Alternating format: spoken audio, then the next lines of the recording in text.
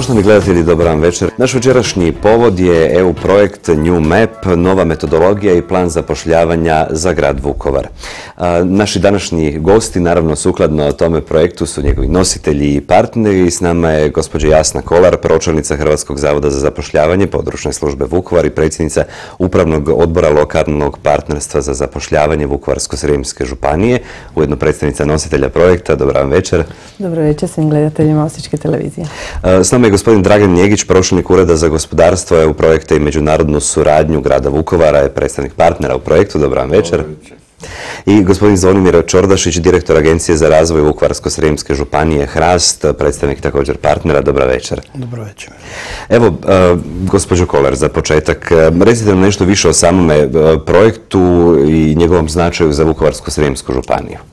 Pa evo, projekt New Map koji smo mi kao nositelji, znači Zavod za zapošljavanje, područna služba Vukovar, prvi put je u stvari i dobila mogućnost da bude nositelj jednog evropskog projekta. Osmislili smo ga zajedno s našim partnerima, a on je financiran od strane Europske unije kroz IPA program i kroz komponentu 4 razvoj ljudskih potencijala. To je bila grand šema, dakle darovnica lokalna partnerstva za zapošljavanje faza 3 i ono što je uvijek važno reći kod takvih projekata Evropske unije, koliki je njihov iznos, dakle projekt je vrijedan nešto više od 115.000 eura, a Evropska unija dakle sufinancira nešto više od 97.000 eura. Dakle, nositelj projekta je Zavod za zapošljavanje, područna služba Vukovara, partneri su, kao što ste i rekli, grad Vukovar i Agencija za razvoj Vukovarsko-srijemske županije HRAST. Projekt traje godinu dana, evo sad upravo 26.1. je njegov kraj, imat ćemo još i završnu konferenciju. Sam cilj ovog projekta, dakle, bio je svakako prvenstveno razvoj, dakle, lokalnog partnerstva za zapošljavanje i njegovih članova i kako bismo u stvari ojačali jednostavno to partnerstvo i koje bi onda dalje sa svojim nekakvim odlukama i radom donijelo nekakve preporuke za daljnji razvoj regionalnog i lokalnog tržišta rada.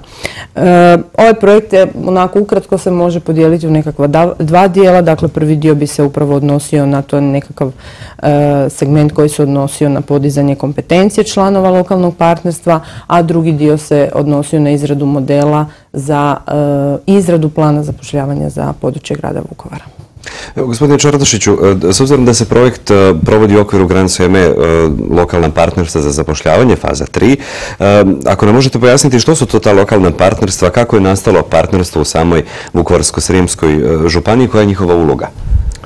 Lokalno partnerstvo za zapošljavanje je prije svega savjetodavno tijelo koje se osniva na području županije i u svom fokusu ima razvoj ljudskih potencijala, znači specifičnih znanja i vještina ljudi u skladu sa potrebama gospodarstva, odnosno tržišta rada, i na taj način kroz razvoj i usmjeravanje tržišta rada značajno doprinosi razvoju konkurentnosti gospodarstva regije.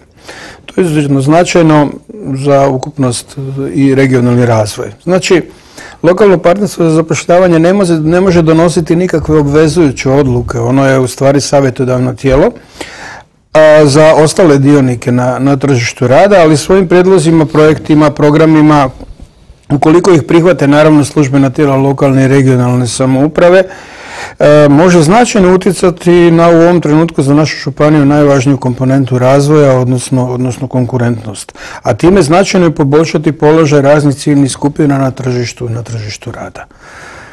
Lokalno partnerstvo za zapošljavanje na području Vukovarsko-srijemske županije egzistira negdje od 2006. godine i osnovan je u okviru projekta lokalna partnerstva za zapošljavanje faza 1, koje je Hrvatski zavod za zapošljavanje proveo u četiri hrvatske županije u okviru programa CARDS 2002.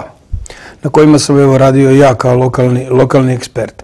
Mislim da ovdje moramo malo neskromno, ali zaista istaknuti da je od 8 osnovanih lokalnih partnerstava u okviru faze 1 i faze 2 za zapošljavanje tijekom vremena, znači do početka ove faze 3 u okviru koje se odvija i ovaj projekt, jedino na području Vukovarsko-srijemske županije partnerstvo preživjelo, odnosno da je kontinuirano funkcioniralo sve ovo vrijeme. sva ostala su prestala raditi. Evo, to moramo istaknuti. Tijekom projekta Lokalno partnerstvo za zapošljavanje faza 3, partnerstva su formirana u svim županijama Hrvatske, a članove čine najvažniji dionici na lokalnom tržištu rada, odnosno predstavnici komora, obrtničke komore, Hrvatske udruge poslodavaca, Vukovarsko-srijemske županije, razvojnih agencija, sindikata itd. Od prosinca 2007. Lokalno partnerstvo Vukovarsko-srijemske županije djeluje kao savjetodavno tijelo za područje razvoja ljudskih potencijala, što je i službeno verificirano od strane Županijske skupštine, tako da smo dobili i verifikaciju sa najviše razine županije, i zajedno sa strategijom za razvoj ljudskih potencijala po prvi puta koja je napravljena na području naše županije. Dana 22.12. usvojena je novelirana strategija razvoja ljudskih potencijala koja je usklađena i svojevrsno proširenje ovog područja županijske razvojne strategije Vukovarsko-srijemske županije. Evo, gospođo Kolar, mi smo novinari istrenirani nekako. Kad se pojavi EU projekt, onda je prvo pitanje koje su aktivnosti u projektu, dakle, koje su aktivnosti provedene unutar ovog projekta? Pa da, kako sam i rekla, dakle, jedan veći segment ovog projekta, dakle, bio usmjeren na aktivnosti koje se u stvari tiču same edukacije članova lokalnog partnerstva, dakle, podizanje njihovih znanja, vještina. Tako da je među prvim radionicama koju smo imali kroz ovaj projekt bila radionica upravljanje ljudskim potencijalima u svrhu strateškog razvoja. Naime, cilj te radionice je bilo upravo podizanje svijesti, dakle, o važnosti ljudskih potencijala u svim poslovnim sferama, jer doista se još uvijek premalo govori o važnosti ljudskih potencijala, još uvijek se govori o svim drugim elementima, o kapitalu, o imovini, a ljudski potencijali su doista kod nas još uvijek zanemareni. Tu radionicu smo osmislili kroz jedan interaktivni način, na interaktivnim, dakle, pristupom smo u stvari uspjeli identificirati, sudionici radionice su identificirali i analizirali stanje na području županije, dakle, identificirali smo neke ključne vrijednosti, ciljeve i pretpostavke koje su bitne upravo za razvoj ljudskih potencijala. Sljedeća radionica koju smo prošli, odnosno aktivnost, bila je upravo edukacije koja se odnosila na upravljanje projektnim ciklusom. Svrha je svakako bila ponuditi članovima lokalnog partnerstva i informirati ih i educirati ih, dakle, o mogućnostima i načinima korištenja europskih fondova koji su trenutno prisutni kod nas, ali i onih koji će ulaskom u Europsku uniju se, dakle, pojaviti i otvoriti. Osim toga, osim, dakle, tih edukacija, imali smo i jedan studijski posjet, to je bio posjet u Austriju, posjet Štajerskom paktu za zapošljavanje. U njemu je sudjelovalo 20 članova lokalnog partnerstva i jednostavno smo išli vidjeti iskustva koje oni imaju dugogodišnja i kako takva partnerstva rade, kako oni doprinose razvoju tržišta rada i što je uopće njihova tamo uloga.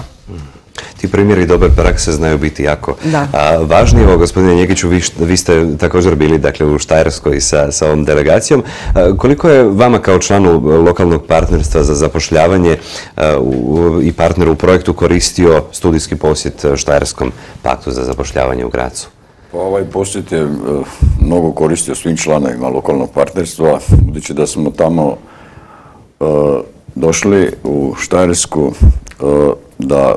da vidimo jedan primjer dobre prakse, to jest kako oni provode svoje partnerstvo na nivou, znači, jedne regije koja je dosta razvijena i gdje je, za razliku u našoj regiji, gdje je visoka i zaposlenost i potpuno je sve organizirano što se tiče i samog zapošljavanja i tih programa. Inače, njihova pakt za zapošljavanje je prvi put, to je 1997. godine, su štajerski paktovi egzistiraju 1997. godine, imaju dosta puno iskustva u tome kako se to organizira. Njihov primjer smo dosta dobro su nam prikazali to i mi smo, znači, nadamo se da ćemo i mi u našoj regiji buduće to da primijenimo. 3 najvažnije teme koje se oni bave, to su izobrazba i dalje obrazovanje stručne radne snage, to jest svrha je uskladiti potrebe tržište rada sa raspoloživom radnom snagom, zatim izobrazbe, izbor zanimanja, profesionalno usmjeravanje učenika. Oni su usko surađuju sa školama koje su također u tom procesu partneri i korištenje potencijala na tržištu rada kroz uključivanje svih težih skupina za zapošljavanje kao što su žene, dugotrajno nezaposlene osobe i tako druge. A prvenstveni cilj tog pakta je stvaranje novih radnih mjesta. Oni se bave tim aktivnostima, znači kako bi se otvorila nova radna mjesta i da bi uskladili tržište radne snage sa potrebama poduzetništva. Zašto su oni toliko uspješni? Pre svega zbog toga što je kompletno kod njih je razrađena ta obrazovna razina i uhodane prelazi iz škola na tržište rada, odnosno na posao, sve je planirano. Najveću ulogu znači, imaju svi partneri koji zajednički sudjeluju, pristupi od dole prema gore. Sve se svodi na to da se usklade znači, potrebe poduzetnika kako bi se njima stvorili uvjeti i potrebna radna snaga.